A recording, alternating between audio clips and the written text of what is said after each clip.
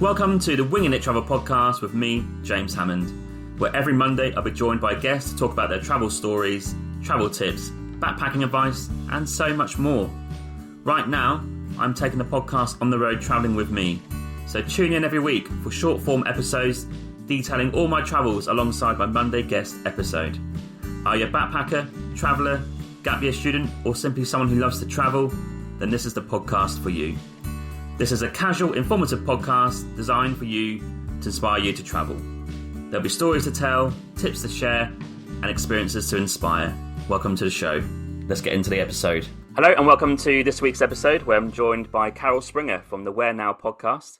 Carol runs a global remote working team, and we're going to discuss today about how to set that up and some pros and cons and tips to get that started. We're also going to do a super fun bit on the pros and cons of living in California versus Colorado. Carol's been there extensively in both states. She's also lived in Oahu in Hawaii, so I want to touch on that as I visited there 9 years ago. So Carol, welcome to the show. How are you doing? I'm doing great, James. Thank you so much for having me. So great to hang out with you. Yeah, it's been a year, right? You said before recording that I came into your podcast. That seems a lifetime ago. I know, isn't that crazy? I'm like, oh yeah, you were on ours. I'm like, oh, I should go on yours, and that would be like a month later, and it's a year later. Yeah, but hey, both busy. What happens? Where are you currently based? I am in Boulder, Colorado. Okay, you have lived in Colorado for how long? 17 years. So we're going to get some nice information about that state. And in California was 14 years, right? 14 years in California. Yep. So we're going to discuss both of those later on. But first of all, just want to touch very quickly on early travels. When you're growing up in the States, was there any particular trip or maybe just a bit of wanderlust you learned maybe at university or whatever that got the travel stuff going inside of you that you want to explore the States and maybe internationally as well? Yes. My family did not travel very much. We were campers and toured around. We did make a trip to Colorado when I was a child, at like 8 years old, but we never really traveled much. And then I went to Florida for a high school trip to Orlando, Disney World. So I don't really call that traveling. No. It's going to a park, an amusement park, right? But we did go to Epcot Center, so I got a little exposure there. But really, my wanderlust started after I went on an exchange program when I was in college to the University of Hawaii for 1 year. And that was amazing. I'm like, oh my gosh, this is the best place in the world. I got to go. I got to come back. So I went. It was just a 1 year exchange. I finished up in Minnesota and then I beelined to Hawaii as fast as I could. And working there, I met people from all over the world. And I met a lot of Australians that would like travel for 1 or 2 years at a time. I was like, what is this thing? I didn't know that was possible. How do you figure that out? And so that's really when it all started. I met a lot of flight attendants and I would start taking little trips around the US on the West Coast from living in Hawaii. And then I went to New Zealand from Hawaii. And then I just like, I gotta go see. My list just got longer and longer. Yeah. And those Australians that you met, I mean, what a country to start because they have such a good economy, right? And you can earn so much money there. They were the first people that I met traveling like, oh, these guys seem to be going for like 12 months. Like, yes. Why is it that easy?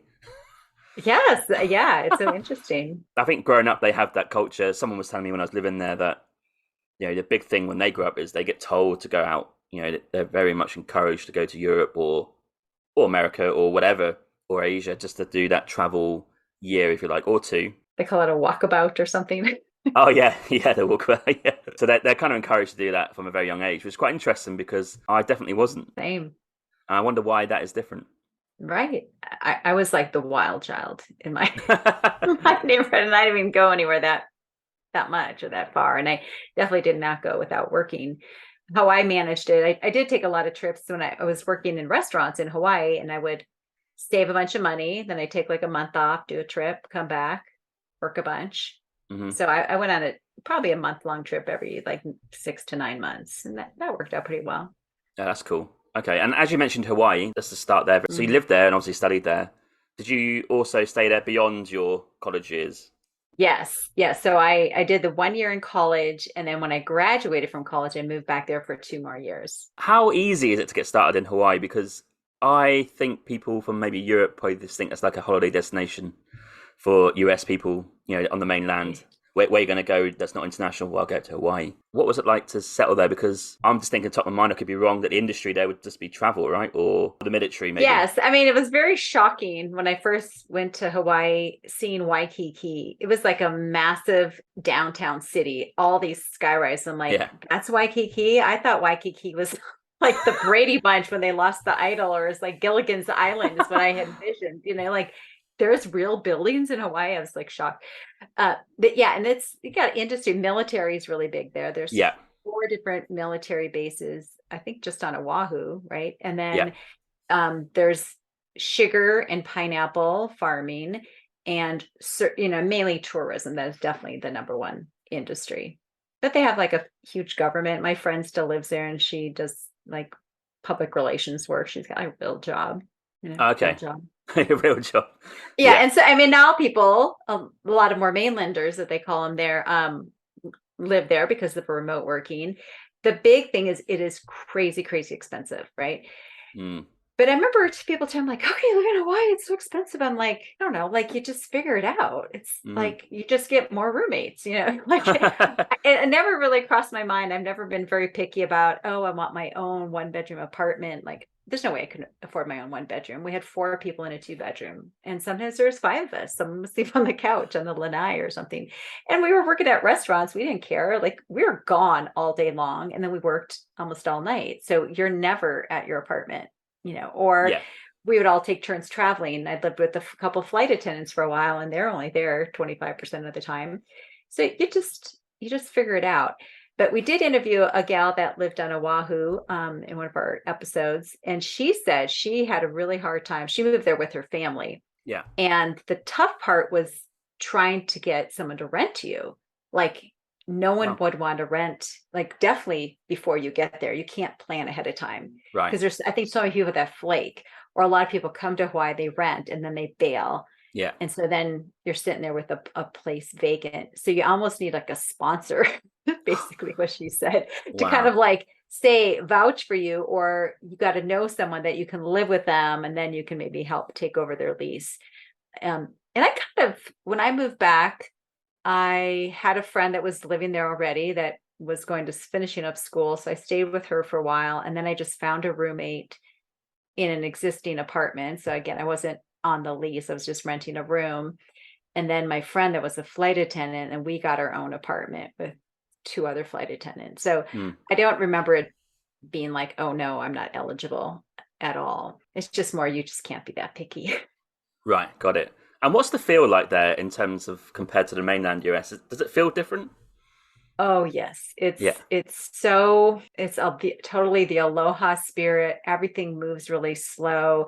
People would say, "Oh, you must be from the mainland because you walk so fast." I'm like, what? Really? And everyone just wears flip flops. They just call them slippers. Is that really the name? Slippers. The name of slippers. And of course, there's kind of the Hawaiian lingo that but you don't really. It's kind of disrespectful to try to talk. Gosh, I can't remember what the language is called. But there was like a slang, hey bra, and like you like plate lunch, and it's kind of this interesting local language. Right. But anyway, it's English, obviously. Yeah. So you just want to be, respectful, and you don't call people natives, they're locals. Oh yeah. Yeah. And there's certain surf spots, for the locals. And it's really the certain parts of the island that are very touristy, and they love the tourists. They respect the tourists, and everyone just wants to have fun and open arms. And I would say that the bulk of it, but there's certain areas of the island that are kind of like really for locals only. Just don't go there, okay. Just get out of our face, especially some of the surf places, especially if it's like harsh surf, because you have to know what you're doing. And some of it's like shore break, and they're just really strong. And so you can't go out there and just goof around because you're going to get hurt. And so that's really more that people get mad that people are just careless and do stupid things. So. Got it. Okay. And Oahu is the main island where people settle down, right? That is I believe it's the capital, but it's the biggest city. That's where Honolulu is. Yeah. And so, but there's a lot of people that live on Maui. There's a Yes. lot of most people probably live in Oahu. That's where the biggest, most city activities going on. And then Kauai, they call that the Flower Island, I believe. That's like the third, no, that's probably the fourth most popular. There's some like famous volleyball player that lives there, and just some famous people end up moving to Kauai and Maui. There's just such amazing islands. And then the big island, they call it, it's really the island of Hawaii, which is confusing if you don't live there. To say the island of Hawaii, aren't they all Hawaiian islands? But they don't want to really call it the big island anymore. It's the island of Hawaii. But that's the one with the two volcanoes on it, and it's the largest island. And that's if I would move back, it'd either be Maui, because my husband really wants to go to Maui. But the big island, you can get much better value. I was just looking. $600,000, you can get a single family home, and coming from Colorado, that's cheap. Like, okay. Like for a single family home, like that's less expensive than here. I mean, you don't have houses that small here, but I saw this gorgeous house with like a tree house that had an outdoor shower, high ceilings, brand new kitchen, like indoor outdoor living space. Everything was spanking new. It was only one bedroom, so that's a downfall, but it was not too far from the beach. Wow, okay, I'll just retire now. Because the big island I found was a bit more rustic. Yes. Because Maui's got the classic like honeymoon beaches. Oahu's got some great beaches the other side. I went to Lanikai Beach in Oahu. That was amazing. Like the opposite of Waikiki. Yes. And I was like, okay, so those two islands are fairly doable for like that idyllic island life. But the big island, like you said, has got Mauna Kea on it. The big mountains, got observatories at the top, and you got black sand beaches as well. And I thought, this is a bit more rustic. So I kind of felt like more local there. Yeah, and you have all the climates, so you don't have to be hot. You can be by the water, and be hot and surf and do all the water sports, or you can go up to the country. I mean, it even snows in the winter there. Oh wow! You can live upland and just be on a ranch or a Kona coffee farm and be super rustic. Wow. And there is one part where the lava still flows, and some neighborhoods just got wiped out a few years ago. It's like, some land is really cheap right now. You can get a $20,000. You can buy a lot next to lava. Yeah, but you just pull your car on there or something to just live out of your van, get it made. When I went there, the postcards Google would be the lava flowing into the sea, but when I was there, it was dried out. But I guess was it? If it's still flowing, I guess it goes in like cycles, right? It's still like now it might be flowing into the sea. I'm not sure. Yeah, I went there when I was going to school on a trip to the Volcano National Park, and we got really closer to the volcano, and we got to see like the lava. It was I can't imagine that we were that close, but we were, because I remember just kind of looking over and like, could someone have fallen in? That's scary. And I remember the bottom of our shoes burned because it was so hot. It was crazy. I mean, but it was supervised, so maybe I'm just not remembering it. It probably was safer than that. Yeah. But I remember at night we would see the lava go into the water. Because in the daytime it was just all looked like a bunch of steam. You couldn't really see anything. Amazing thing to see, I'd imagine. Quite unique as well. Just to finish on Hawaii. So Oahu, I've got, I'll tell you what I did, and you can maybe add to it. I done Diamond Head. That's a classic trail up to a viewpoint that people seem to do. I went to Lanikai Beach, obviously Waikiki Beach, and I went to see Pearl Harbor as well. So that's pretty much what I've done. Say Pearl Harbor in Oahu. Anything else to add for that? Yeah, well, the snorkeling is just amazing, and you can snorkel in so many different places. And there's one place that's really, really popular. I already forgot the name. It's on the east side and it's like in a cove, but it's overly populated. And I think probably wouldn't recommend it. Go to like a North Shore to go snorkeling. There's just so many different snorkeling locations there. But the Diamond Head also, that has gotten really popular. That's why I actually lived on the base of Diamond Head. Oh, okay.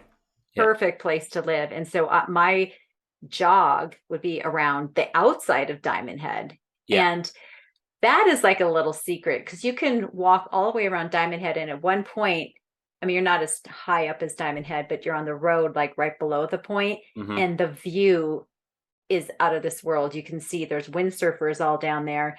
And the absolute most magical time is if you can full moon night, the full moon rises, and the sun is setting at the same time. Wow. And it's twilight, and there's windsurfers. I think that sport has changed quite a bit now. There's all those like wind sailors that people do.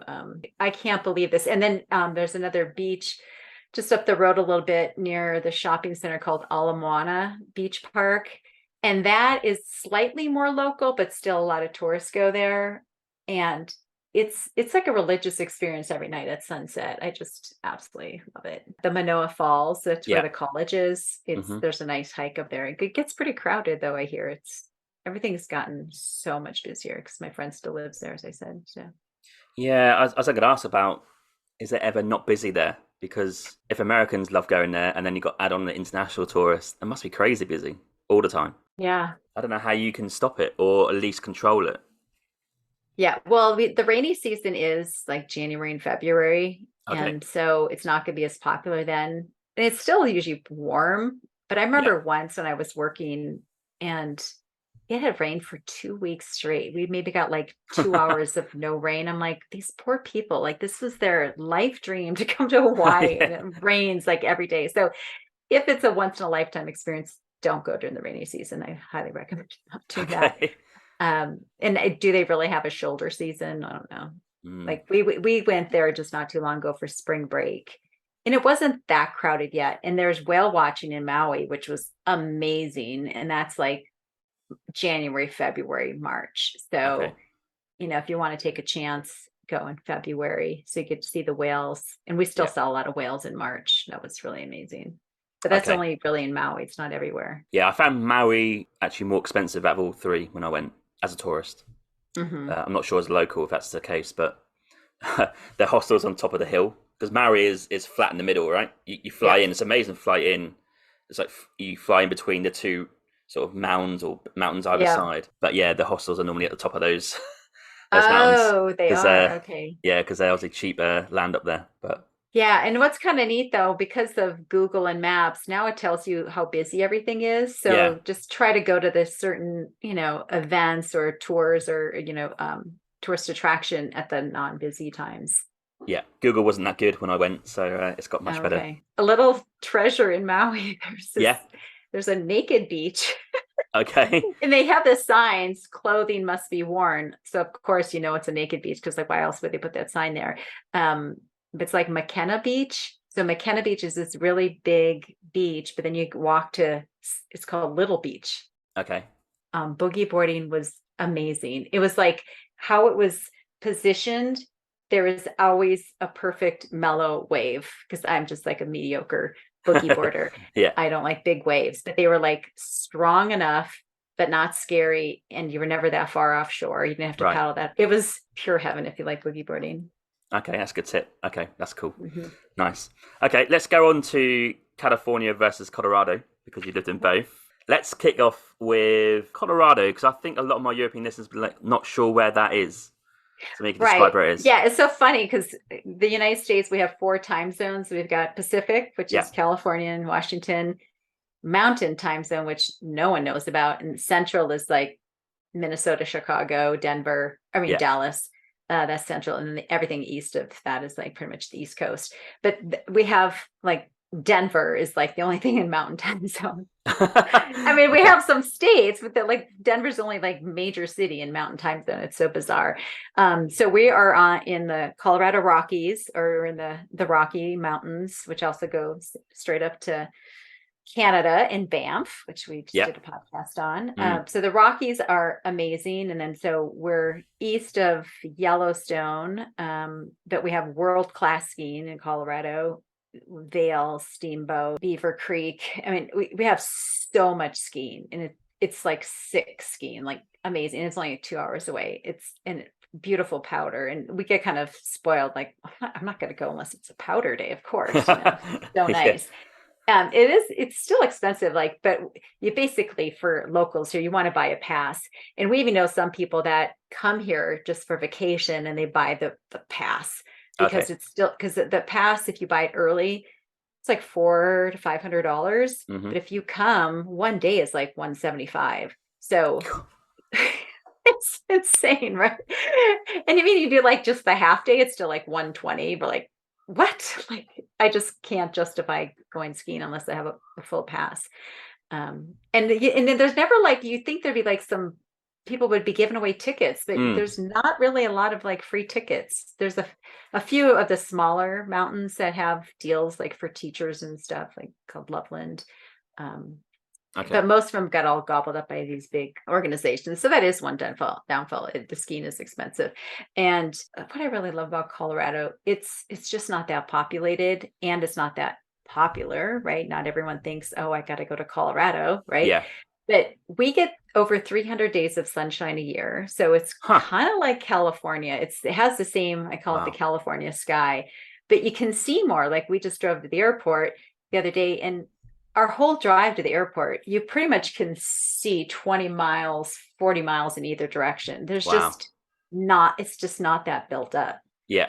And that's, I mean, we were in California recently, and like California, you can't see that much land at all unless you go up really, really high. Yeah. So there's a lot to do. So no matter what your budget is, there's plenty to do. So, I mean, downtown Denver is really fun, a lot of really good food. And we have every sports team. So if you're into sports, it's a great place to live. NBA, yes. Great time, isn't it? Tonight is the night. I think it's happening right now. It's being recorded. Yes, it is. Yeah. Time zone. So it's happening. We'll be watching it. Yeah. Yeah. So maybe we won already. Maybe you're champions. Yeah. For people who are listening, that is the basketball NBA. The Denver Nuggets are in the finals, and 3-1 up as we speak, but could be 4-1 up and done. But we don't know yet. Yes. Jokic is our amazing player that everyone, but they're a really great team. He got fouled out, and they still were just kicking butt. It was amazing the other day. But I'm a so sport fan, just more because my family members are. But I used to play basketball in high school, so I get it. I understand the sport. But Colorado, so we have a sports team, and we get a lot of concerts here. Yeah. And we have the amazing Red Rocks Amphitheater. I don't know if you've heard of it. It's famous. Yes. Pretty much most people in America know it. Bill Burr. I think I watched Bill Burr do a concert there. Oh, yeah. It's like on TV, not in. Okay, yeah. And it's literally Red life, Rocks. Yeah. It's a natural amphitheater. And when you're at the amphitheater, I mean, it's cool how it all works. But then the views, you're like, oh my gosh, these are my views. This is insane.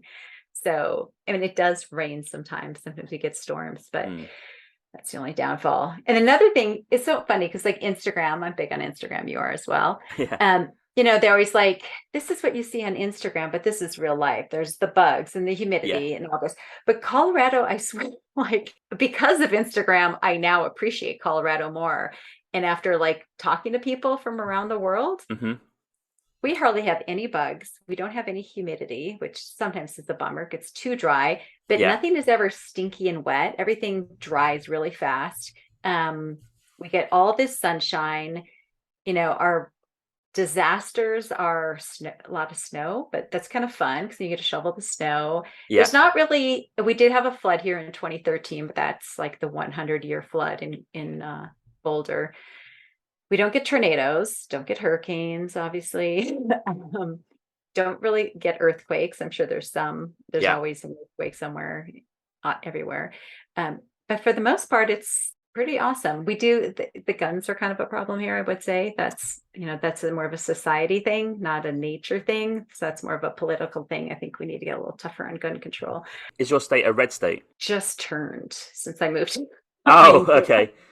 Influenced it. It was a red state, and then all of a sudden all the Californians started moving here. Oh, now it's blue. And then it was purple. Now I think it's pretty much blue. Oh, that's interesting. So Denver is blue and the rest is like red. Oh, there's a lot of US states are like that. It's quite popular. One big city. I did interview someone who lives in Fort Collins, north of the state, right? Yeah, just that's about an hour north of me. Yeah, north of Denver. And he loves it. He lived in California as well, and he moved to Colorado, so he waxed lyrical about it. He loves it.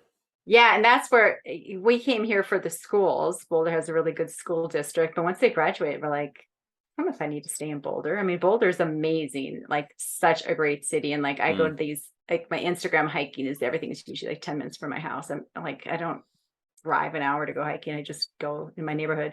Fort Collins is close to the mountains too. And there's a bunch of smaller towns, Loveland, and then you don't want to go to Greeley. Greeley is like where all the farms are. It's very stinky. Then you can go farther south, where the Red Rocks Amphitheater is. There's a little town called Morrison. So cute. And that was going to be one of my recommendations. Like, everyone goes to Estes Park and Rocky Mountain National Park. Yeah. If you really want to hike and you want it structured and you want to know how many miles everything is in camp, Rocky Mountain's great. I mean, it's beautiful, but it's very, very crowded. And Estes Park is very crowded. And I think you need reservations right now. But like, just, you can hike at the Red Rocks Amphitheater. So, wow. I didn't realize it was there. Yeah. Yeah. So that's a whole beautiful park and totally free, easy parking. And there's a little cute town, Morrison, where you can like get your ice cream and, little mini donuts, whatever you want, little shops. That's what people love to do. So there's enough to do. I guess the only other downfall of Colorado, same as California, though, there's really no lakes. We have reservoirs. That's my question. Water. Are you near any water? Not really. I mean, there's like 3 reservoirs near me, but only one can you actually like play in. And then, the next town over, there's another reservoir, which we go paddleboarding. They have like moonlight paddleboarding, which is amazing. But I grew up in Minnesota, there's a lake literally every turn. And everyone goes to the lake cabin on the weekends, but we don't have that here. So the pros are amazing weather as well. You mentioned that. They've got amazing national parks, 300 days of sunshine. You've got international airports, so people come in and out. People love sports. It's like one of the biggest international airports. Yeah, we got, I think, direct flights to London. I heard some other, like even maybe Africa or something. I don't know, but yeah. Okay. And some cons would be winter is pretty mild, it says. Yeah, it's pretty mild. It's like in the 40s degree Fahrenheit. I like that.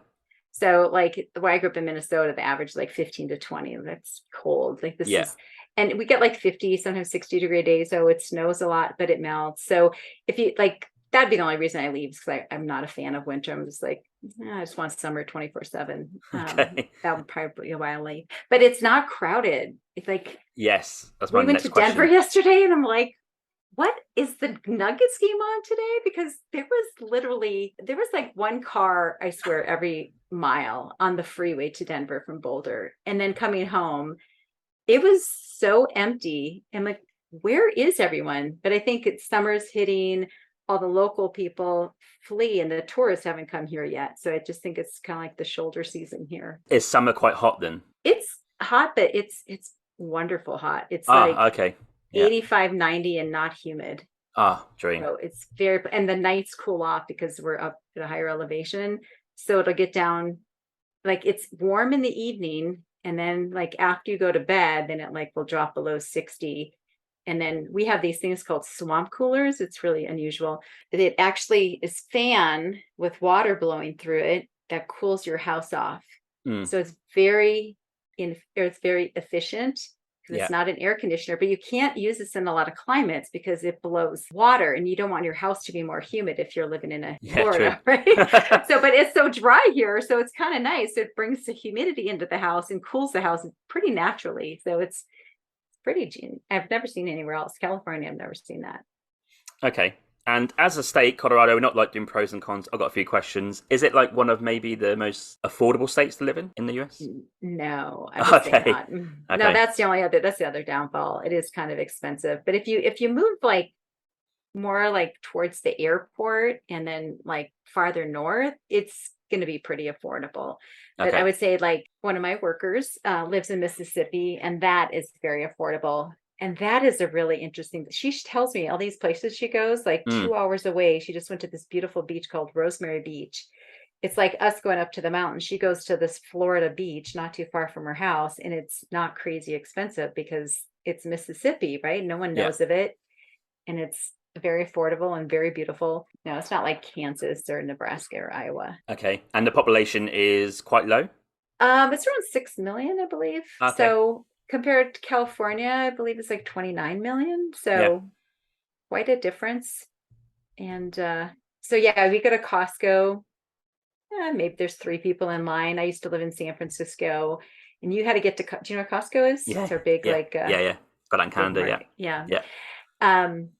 We used to have to got to get there right at 10. So if there's only 10 people in front of you in line, and we'd move as fast as we could, and it was always like, you have to really be conscious of when you would go to stores and there wouldn't be parking. And here, like, there's always parking, never, like, nothing's just ever crowded. It's just easy. So if you went for like brunch or dinner, Vancouver is a classic for this. There's always queues. You need to get the right time. I think California will probably be the same. But is Colorado or Denver, should we say, is it a bit more relaxed and you'd go at peak brunch time and not have to queue? Would that be fair? Yeah, I would say most places that I go 15 minutes maybe. Oh, right. Okay. So it's very easy. Or you usually just go, oh, that's busy. Let's just go here, Yeah. To finish on the food and drink scene, I think US as a country is great for food, isn't it? But I guess each state has their own little thing. Is Colorado known for any particular dishes or drinks?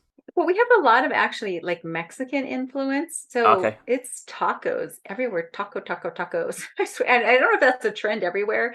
But yeah, we've got really more California, like fresh ingredients. But I would say we don't have quite fresh ingredients as California, but that's where the influence comes from. And we do get a variety of food. There's some Indian food. I don't think there's great selection.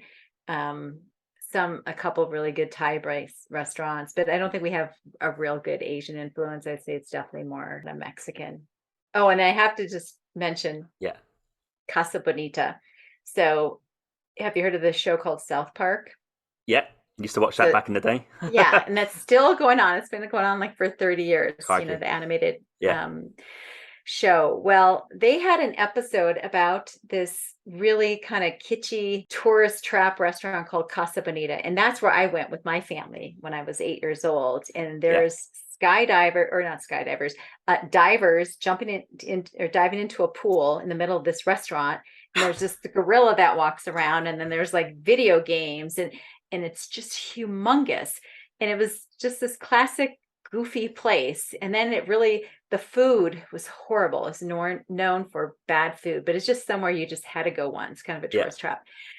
But so they went to it on South Park, and then pandemic hit and it was really hurting and it really needed a revamp. So is it going to make it? The South Park gentleman bought it out, renovated it for like, don't quote me on this, but like $10 million plus. Yeah. And I just went to the chef that is running that. He owns 2 other restaurants in Denver. So I wanted to check out his food. And it was like the best meal I've had. Oh, wow.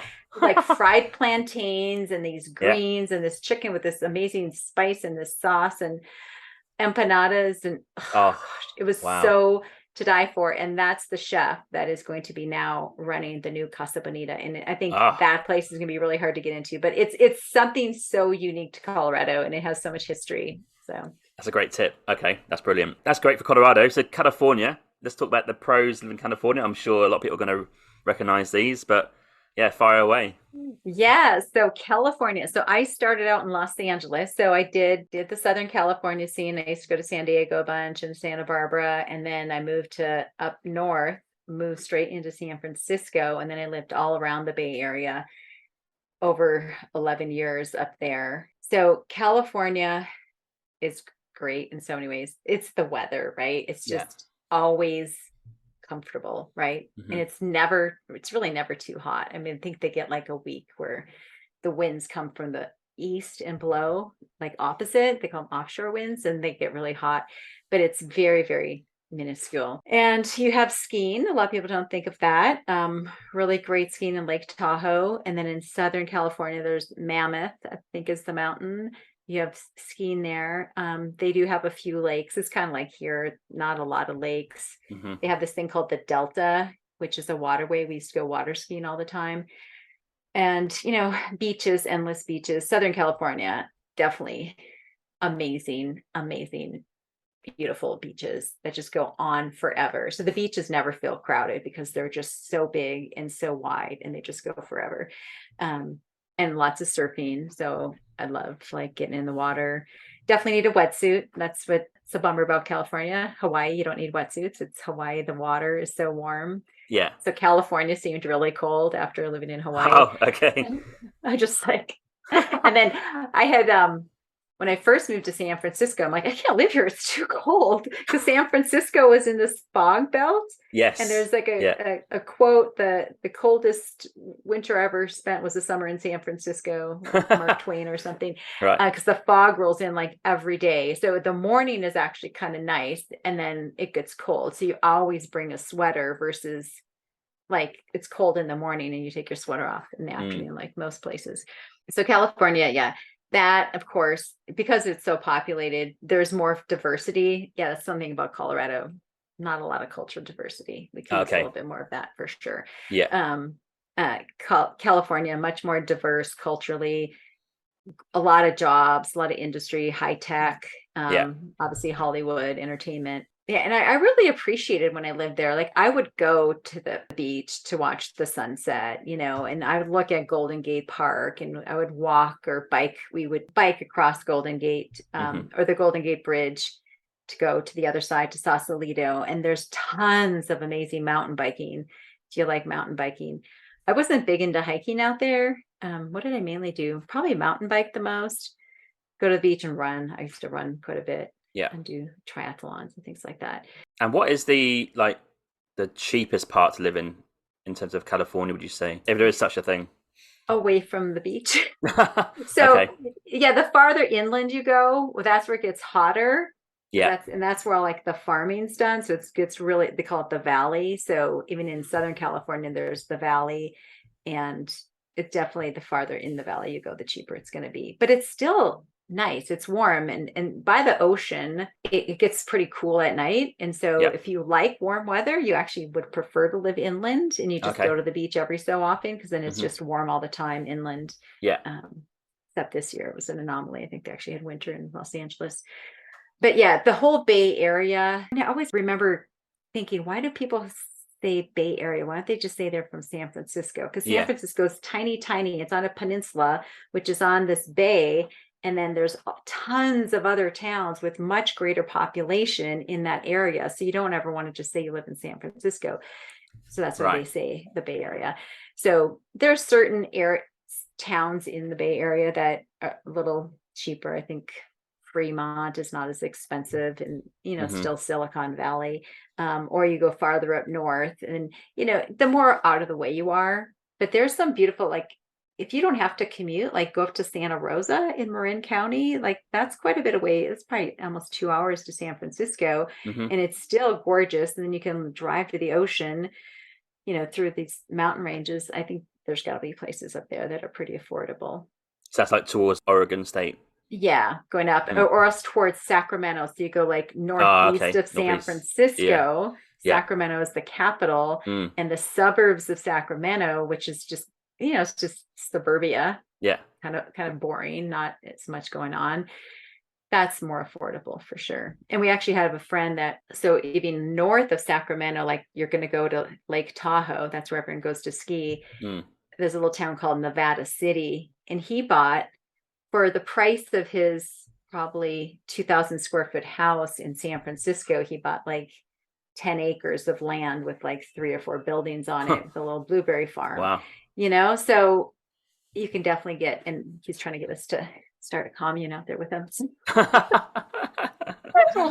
We all have those plans. It's like, as we get older, like, why don't we just live, and we have like a nurse that comes on, in case anyone gets sick, and then we can kind of like watch each other's property and share each other's pets, but we each have our own private place, and we all can take turns traveling the world. So. Okay. And the cons of California. So I'd imagine the cost, and it's crowded.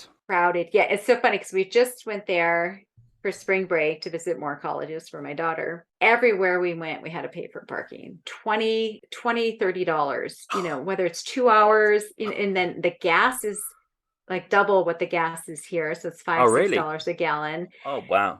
Huh. And everywhere you go to eat, I remember growing up in Minnesota, when you went to dinner, there was always a salad included and then a main meal. In California, you get a main meal. Oh, you want a salad? Oh, it's another $7 just for the salad. I'm like, okay. It's like, but going out to eat for 2 or 3 people, $100 easy. And we don't even drink alcohol with that. That's just like just the food, It's like so expensive. I would highly recommend cooking or quick serve like Chipotle and Subway or something to make it affordable while you're traveling. But yeah, going out to eat is so expensive, and then of course, the more inland you are. But yeah, the roads are so crowded. And I think there's tolls now. People are on the roads 24/7. And I just talked to someone the other day that moved to San Francisco. He used to live in Alameda, which is this little island in the bay. I don't know what it was used for, as like a port island. And he said he just moved to San Francisco. I'm like, oh, with, San Francisco's not doing so well society wise right now with the crime. Right. And I said, the crime is getting really bad. I said, has prices gone down? He's like, oh no, not at all. I'm like, really? So like, I don't understand. I guess people just want to, because there's not as many jobs there either. So it's not like you have to work there. But it is such a beautiful city. Like you could just entertain yourself by walking around the buildings and the views and the piers and the ballpark. And it's just, and they have this beautiful Golden Gate Park, which is kind of like, Central Park in New York. I'm sure in New York, it would just slap me for saying that, but it's a, kind of idea. It's just very big, right? And it's got a couple museums in it, and botanical gardens, and then streets where people rollerblade, and it's just very fun. And you're in nature right in the middle of the city, and there's a little lake there that people have their little electric boats, these little sailboats, remote control sailboats and stuff. So it's very fun, and it's very kind of hippy dippy. And that's the other thing, like it's very progressive and very woke. And something that I was surprised, we were somewhere, they're like, no styrofoam. We were actually at a food truck and they had styrofoam. I'm like, this is kind of weird. They're like, the styrofoam is actually outlawed in Colorado. They said, if you had it, you can finish it up. But I have a hard time believing this food truck has had it for like 2 years. Sure they're getting it on the black market. Yeah. But they I don't think you can't have straws in California, if I remember, definitely in some of the towns. So they're like doing stuff to help. And they have this ambition to be totally electric car, or to have electric cars by like 2030 or something. And I don't know how they're going to handle that, because their electric grid has gone down a few times just in the middle of summer with the air conditioning. And like, well, how are you going to charge up all those electric cars? And you need electricity for that. So we'll see what happens. In Colorado, I don't think electric cars are going to be, as popular, because they're really hard to drive in the mountains. They burn through the electricity really fast. I don't know the science of it, but it's a little bit more challenging. Let's just put it that way. Okay. So you live in Colorado now. So if we're to compare the two as a summary. Oh, yes, it's so hard. Yeah, because I think when I'm in San Diego, I was just there. I'm like, oh man, I want to live because of the flowers. And the beauty and the smell of the salt. I think I would move back to California. Oh, you would? But it's like the cost of living, but I could live in a smaller house. And I've always lived in cities. Could I deal with the crowds? It really depends. Like the main reason is because I love summer. But if I didn't love summer, Colorado, I mean, I get away with like a 3-season jacket almost all year round. The little jacket I wear in the summer to kind of keep me warm on a cool day, I wear that. That's my winter jacket too. Like, unless you're going up to the mountain skiing, then you got to bundle up. And maybe can I chuck in Hawaii? Would that change your mind or not? Yeah. If we didn't have to worry about like visiting in the future, many years from now, grandchildren, right?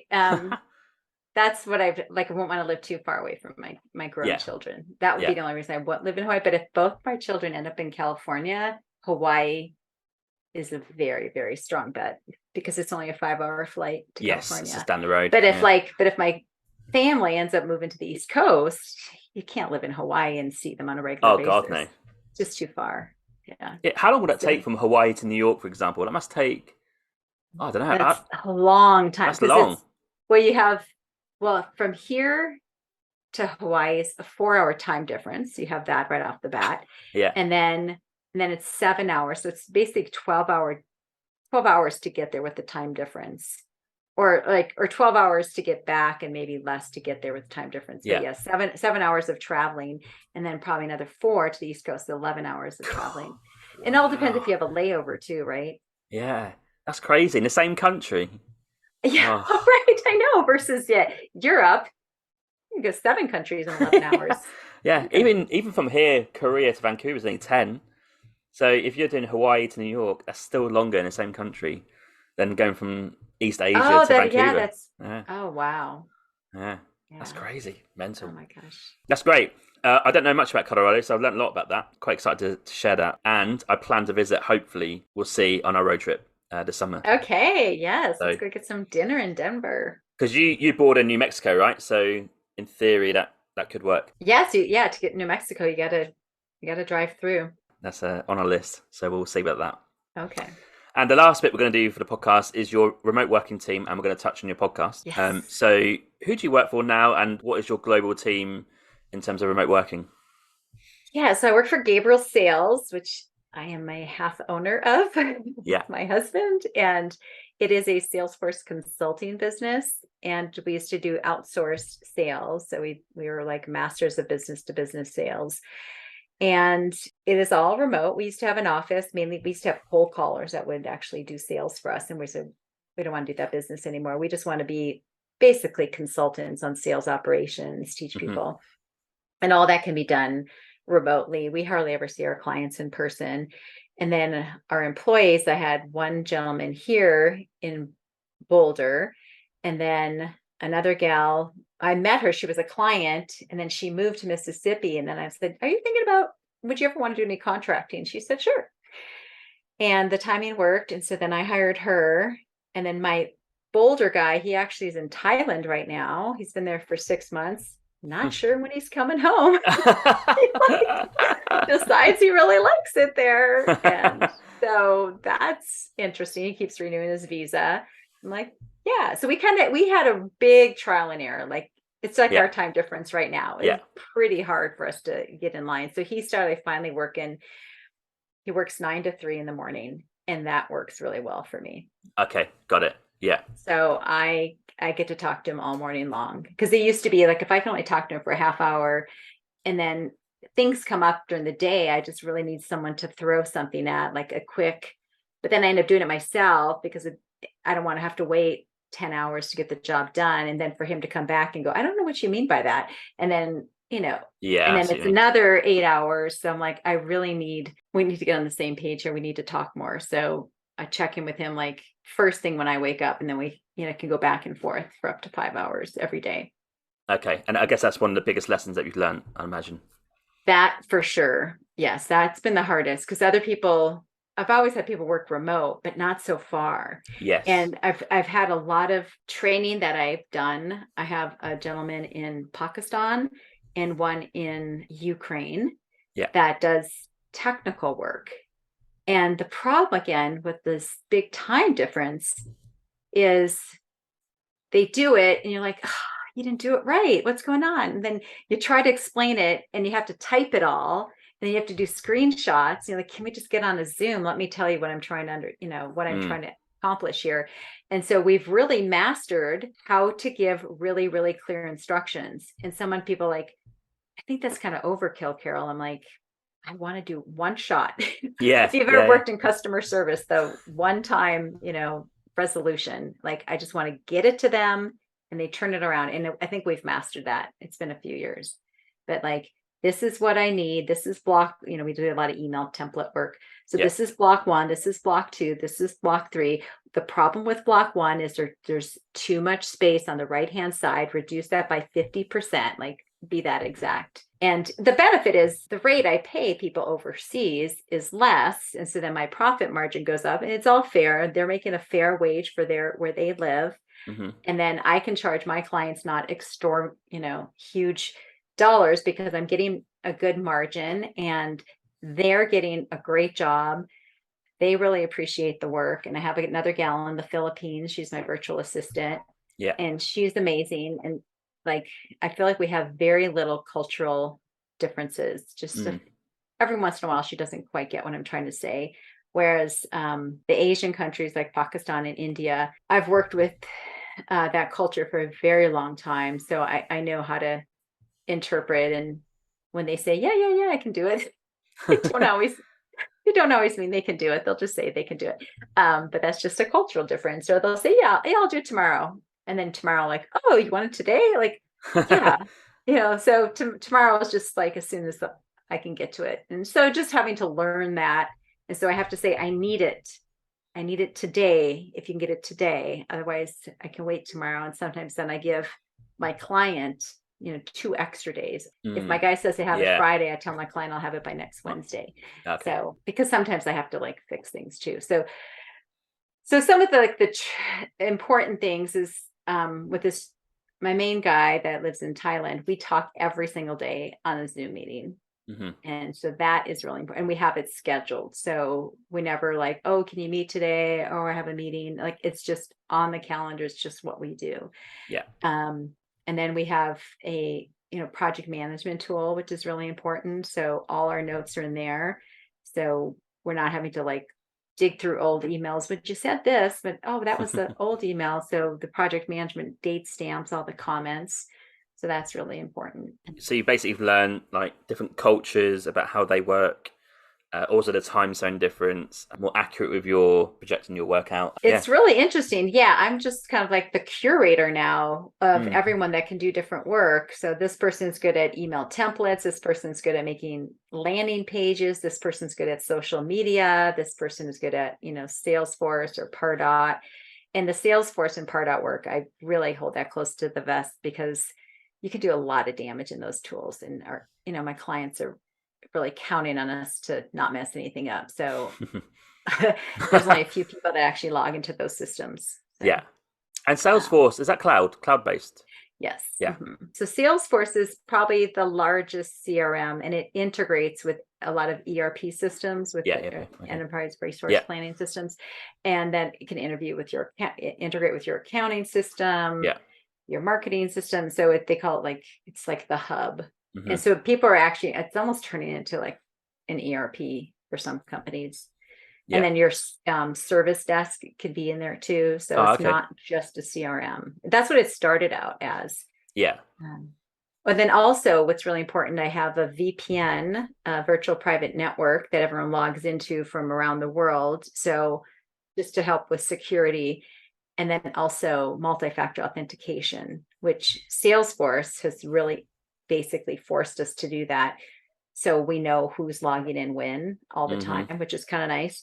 But all those, even though they're kind of a pain in the butt, definitely big peace of mind that we're not gonna, because that's scary, right? Like you're all over the country. Who knows who's gonna hack or who's at a coffee shop. So like if you're on the VPN, you're safe, even at a coffee shop or a hotel. Oh, that's good advice. That I think we when we went remote with Workday, we had to go on VPNs. Yeah, that was that was a big thing. Yeah, a lot of people in Workday, when I was working in that industry, used to work within Salesforce or with that technology. A lot of crossover because they're cloud-based systems.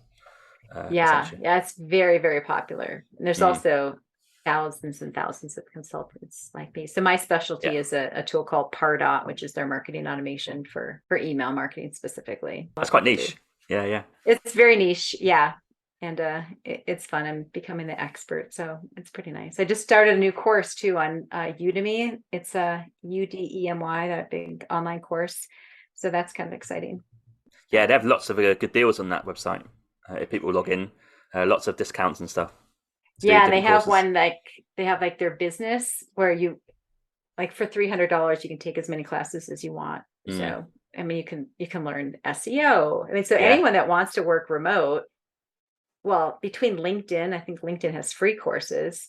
Yeah. Udemy, their courses are like $20, many of them. Or you can get this like all you can learn courses. SEO, pay-per-click, be a Pinterest person, be a social media expert. There's so many jobs you can learn because the marketing has gotten so complicated. And just running your podcast and advertising on your podcast. What's my Twitter strategy? I don't know if you even have Pinterest. What's my TikTok strategy? My Pinterest strategy? Do I need to be like? It's too much. I have Twitter, Instagram, LinkedIn. Okay, that's it. I don't do TikTok. I don't do Pinterest. I kind of dabbled in Pinterest, but I couldn't figure it out. I'm mainly Instagram. Facebook, believe it or not, and LinkedIn with a bit of TikTok.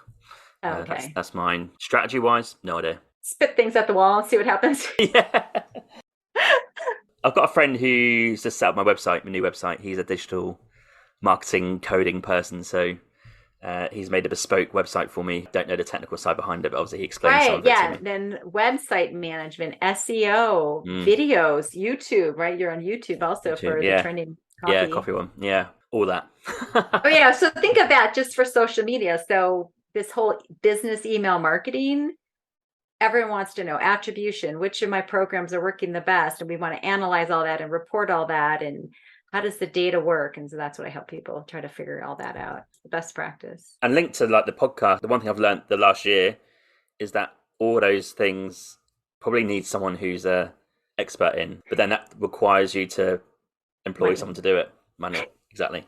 And that's been a big lesson this year, that I've realised that I need someone to do certain aspects of the podcast, but I don't have any money to pay, so it's a problem. Right, exactly. So that's, you have to choose. Well, my very first job was in corporate America. There was something they always said: what is stay closest to the dollar? What activity should you be doing that's going to help you make money? And if this is straight hobby job, well, then you just need to go, okay, I can only commit so much time to this hobby. Interesting.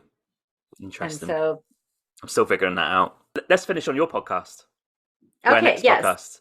Tell listeners what it is and what's your premise.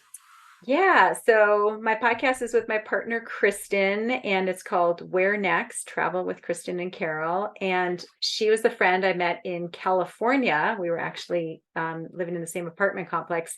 And I moved here, and then we just kind of like reconnected. Hey, what have you been doing? And she had a podcast. I'm like, oh, let's do a podcast. Because I really want to, I want the truth, right? So like you see this Instagram stuff, like everyone's moving to Costa Rica. You got to move to Costa Rica. It was like, was my number one. I'm still very interested in visiting, but it's not my number one anymore. Oh. And like, I really want the local scoop, or I want someone that is from or knows about American life to tell me what Barcelona is like, to tell me what the UK is like, to tell me what Germany's like. Oh, because I heard Croatia's amazing. Is it amazing? Is it amazing because everyone thought Croatia was crap, but it's really better than crap? Or is it really amazing? Is it like Greece amazing? It's like, that's kind of, I haven't been to, we haven't interviewed anyone in Croatia, but like some of my heritage is like Yugoslavia, which is now Croatia, and Serbia. I don't know those towns, I'm so bad.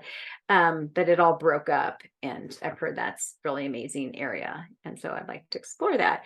But Barcelona sounds like definitely like one of my number ones. So we interview, go twice a month because we both work full time, and that's all we can really handle. And really, it's usually someone that has lived there. But sometimes we're kind of branching out a little bit. We did someone that just visited Japan, and she just described it amazingly. Yeah. So someone that has either can tell us a lot of details about the country, and that we like to talk about the cost of living and the highlights, the hidden gems. And it's usually probably a slightly older, more mature crowd is who we interview, but it doesn't have to be necessarily. We interviewed young James, right? Young. And then sometimes we interviewed a digital nomad recently, and like how she became a digital nomad. And we have someone else that reached out to us. So now people are reaching out to us, which is kind of nice, about retooling their van and just touring around America and working out of their van. But they're older, so it's like kind of their retired life. So I think that might be interesting to our audience.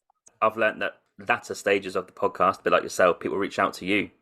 And that's happened to me. Do you know, unbelievably, until today, which is, I've just released a podcast episode today, and this is the first day I've had no interviews in the bank, if you like, because I've been traveling this year, so it's been quite hard to interview remotely. So for 2 years, I've had just like people reaching out, wanting to interview, like 7 or 8 interviews ready to release.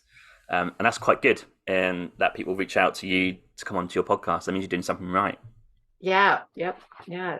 It's and there's some people we would like to reach out to also. One of the strategies is find someone with a bigger audience than us. So we have a kind of a list of people we might reach out to. We haven't really done that too much. Okay.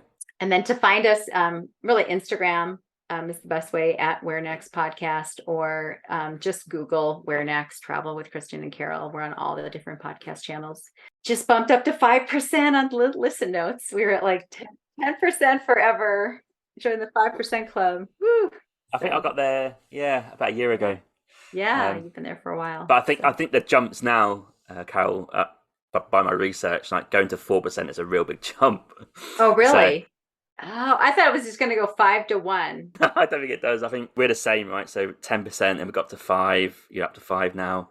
I think that's a doable jump, but I think 5 to 4 is a huge jump. Oh, that's a big one, huh? Yeah, been the same for ages. Yeah. It's good. We're in 5%. That's good achievement. Right, yeah. So we've been doing it 2 years. We're going to record our 2-year anniversary episode in a couple of weeks. One of our guests, Kristen Zimmerman, she's been our guest in 3 different episodes. She's a really good speaker. So I'm going to have her interview us this time. So that'll be fun. Ah, yes, that's cool. Yeah. That's what I've done for mine. Yeah, I had someone come on to be a guest host. Yeah, that's good fun. It's very fun. Yeah, I'd be curious where the future of yours is, what you want to do next and all that good stuff. Yeah. I think the road trip would be an interesting one. Oh, yes. So when are you going to be in the US then? Probably September to October. That's a nice time to come to Colorado. Really nice. Yeah, we figured that July, August should be Canada, because Canada has amazing summer, but it does end pretty quickly. Yes. We don't want to be in Canada in September, October. It'll still be okay, maybe east, but no guarantee. So we thought we'd go there. September would be like northeast, like Maine and stuff like that, and work our way down. Oh, okay. As the year goes on. Yeah, that's smart. Really excited. Oh, yeah, the whole US all year round. There's somewhere amazing. Yeah. Yes. And then you just got to stay away from like hurricane season, but that's still like chances there'll be a hurricane is very slim. But Texas is really warm. Yeah. Most of the year. Texas is a big one. I think I do want to explore that. So, we've got a few states on the map, but we haven't really planned the route. It all depends on a lot of things, like how does Canada go? How can we live in our smallish camper van 24/7? Is it going to survive? All these things. Oh, yes. So we'll see. But the podcast will be detailing, I guess, the week to week, like what's it been like, has there been any problems with the car? What roads did we take? Where did we visit that wasn't planned? All this sort of stuff. So it's going to be quite exciting. Oh, that would be so interesting. You'll be podcasting along the way. Yeah. Oh, that's a fun story. Yeah. That's really cool. I've done that with this trip this year. So we've done 4 months. About 20 episodes I've done, solo episodes of places that we've been to. So South Korea here is our last one before we hit North America. Yeah, it's been good. It's interesting. We can find you on Instagram. I'll put links in the show notes, and I'm sure they will have contact details to get in contact with you as well. Mm-hmm. And we're going to finish the episode on some quick-fire travel questions. Okay, these are not written down, so these are pretty random. Okay. So my first question is... Hey, just a quick one. I just want to say there are many ways to support this podcast. You can buy me a coffee and help support the podcast with $5. Or you can go to my merch store with the affiliate link with TeePublic, where there's plenty of merch available to buy, such as t-shirts, jumpers, hoodies, and also some children's clothing. Thirdly, which is free, you can also rate and review this podcast on Apple Podcasts, Spotify, Podchaser, or Good Pods. Also, you can find me on social media on Instagram, Twitter, Facebook, and TikTok. Simply just search for Winging It Travel Podcast, and you'll find me displaying all my social media content for traveling, podcast, and other stuff. Thank you. It's travel question time. How many countries internationally have you traveled to? I think it's about 13. And out of those 13, which 3 are your favourites? I would say Italy, Spain, and Greece. It's like warm. That's a great 3. And can you name 3 countries that you've not travelled to that's next on your hit list? Portugal, absolutely number 1. I would say Croatia and Japan. I just almost forgot about Japan. I've just been hearing so much. I never really thought about Japan. Like, maybe kind of, but it seems like it's like the most perfect place in the world to go. Like, it's an absolute must. It's the only country of very few that I would go back to. I don't usually return, but that is one country I would return to. And it's interesting because what I've heard about Portugal and Japan, it's the people. Like, I don't think I feel like I haven't really been anywhere where I'm like, the people. It's all like, it's always been about the nature, the beauty, or kind of the vibe, but I don't feel like there's many places where I'm like, but maybe maybe it's something wrong with me. Maybe I'm not a loving person. Like, so that'd be something to think about. But yeah, just I'd love to experience that. Yeah, you have to. You won't regret it. Okay. Can you tell me a country that you would live in for a year that you've not lived in before? I want to live in Spain. Yeah, so do I. Maybe Portugal, but I haven't been to Portugal yet. But I'm so sold on Barcelona. Oh, really? Okay. Yeah. Yeah. Very interesting. Yeah, okay. Definitely a year, except maybe the heat in the middle of the summer. I don't know how I deal with that. So I have to very hot. Just go up into the mountains in Spain for a month. Okay, that's a good shout. And what about a side question to that? Maybe another US state. Where would you try to live next if you were, not ones you've been before? But yeah, not where I've lived before. Kind of thinking like the Southeast, like North Carolina or South Carolina. Okay. Because it's got the ocean and it's a little bit more affordable and there's lots of water. Yeah. And just heard it's like could be really nice. Yeah. Okay. Very lush. Can you tell me a favorite beach of yours that you've been to? In Hawaii, probably kind of where Kailua Beach in the northern area of Hawaii, like the northeastern opposite Waikiki. It's just white sand. It's such fine sand and it's not that crowded. And the waves are like great for like windsurfing and just kind of fooling around in the water. And it's just one of the most amazing beaches. Awesome. Okay. And a favorite walk or hike? I'm just going to say Sanitas here in Colorado, like right in my backyard. It's about an hour and a half hike and it's really hard at the beginning, very steep. Mm-hmm. And then you can basically see Denver, which is 30 miles away. And it's so pretty. Yeah, that'd be one of my favorites. Okay. And what about 3 favorite international cuisines? So sad. Like I love Thai food. I can eat Thai food every day, but I've never eaten Thailand Thai food. I've only eaten American Thai food. So got it. I don't know if it's going to be the same, but I hear you can get like pad Thai like this big for $1, like on the street. Yeah, a couple of dollars. Yeah. Oh my gosh. Like that would be like, I love Thai food and Mexican food. As I get older, I love more and more spicy food. I think it's kind of interesting. Like I could just eat jalapenos and Mexican food. I don't like Indian spicy food. That I don't know. Something about that spice, I can't handle it too hot. But Mexican, I can handle pretty hot with my Polish heritage. Totally. Love my sausage. Right? Yeah. That breakfast. I want that breakfast that you have with the blood sausage. Yeah. And black pudding. Gosh. Yeah, the black pudding. Yeah. Interesting. Okay. If you could sit in any city in the world with a cup of coffee and watch the world go by, where are you going to sit? It'd be France or Italy. Oh man, that's hard. Let's say Italy, Rome. Right. Just because Rome is like their art everywhere and the fashion. We got the fashion in France too, Rome or Paris. Coffee is probably better in Italy, actually. Yeah, the little ones they're the best ones. What about a favorite lake? Oh, a favorite lake. I'm going to go back to my home, Lake Minnetonka in Minnesota. Nice. And the last question for the episode is, if you had to give a few sentences as to why someone should go and travel, whether that's within the States or internationally, what would you say to that person? It's going to just open your eyes and it's going to help you be more grateful.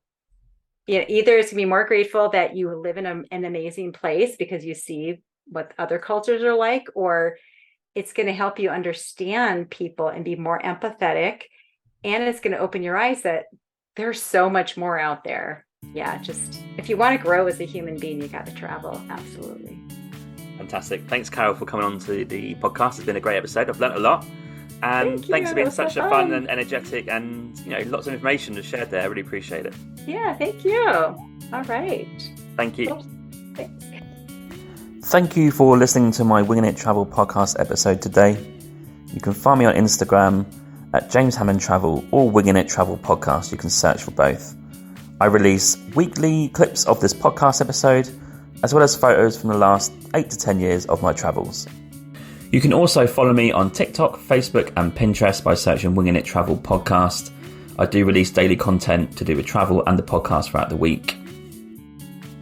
Also check out my website, jameshammond.org. There's content about myself, my travels, and there's also a newsletter sign up as well as a contact form. Finally, please rate and review the podcast on Podchaser. This is my platform of choice. Alternatively, you can rate this on Apple or wherever you get your podcasts from. This really helps the podcast gain a bit of traction for the future in terms of guests and content. And I'm glad to see that you guys are listening out there, reviewing it and enjoying the content so far. Stay safe, stay humble, keep listening, keep travelling, and I'll catch you soon. Cheers, James.